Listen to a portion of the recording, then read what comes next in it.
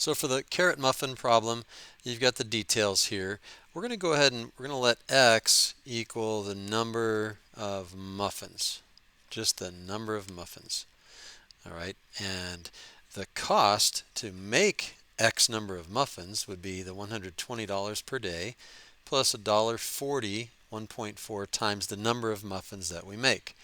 That's the cost. That's the cost function.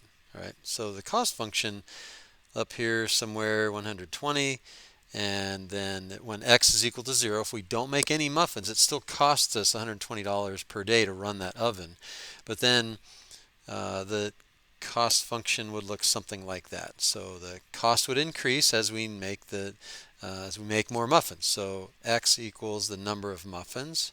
That's the number of muffins that we make, and then this is the price. This is dollar amount. It's the dollar amount. So the cost function would be the blue line, and then we also have what we call revenue. How much are we actually making by selling these muffins?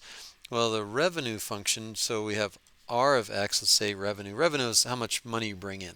So that's just based on how many muffins we sell. So $2 times the number of muffins we sell. That would be how much money we bring in.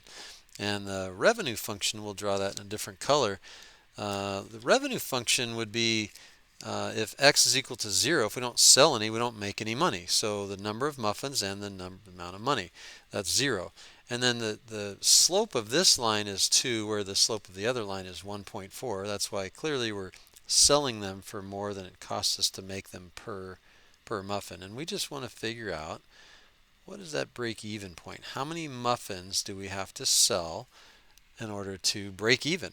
Because once we pass that break-even point, we would start earning more, so our profit would be more than how much money it cost us to make all those muffins. And so that's what we're trying to figure out. Well, if we want to figure out the break-even point, we would set the revenue equal to the cost, and that's all we have to do. So we just set 2x equal to the cost, 120 plus 1.4x. And if we subtract 1.4x, let me do that in a different color. Screwed up a little bit here. So we're just going to solve for x. We're going to move the x terms to the left side. And subtracting 1.4 from 2.0 would give us 0.6. 0.6x is equal to 120. And if we divide by 0.6, you could do the math on that. What I would probably do is I would write 6 as 3/5 or 6/10 and round that to reduce that to 3/5. 3/5 equals 120.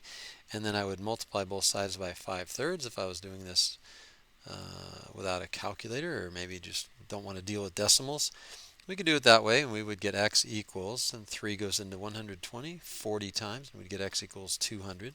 Or you could just take 120 and divide it by 0.6, and you would get 200. So we would say, oops, I barely see that. We would say, therefore, we must sell 200 muffins to break even. And I'll let you fill in the details on that, but that is how you get the 200.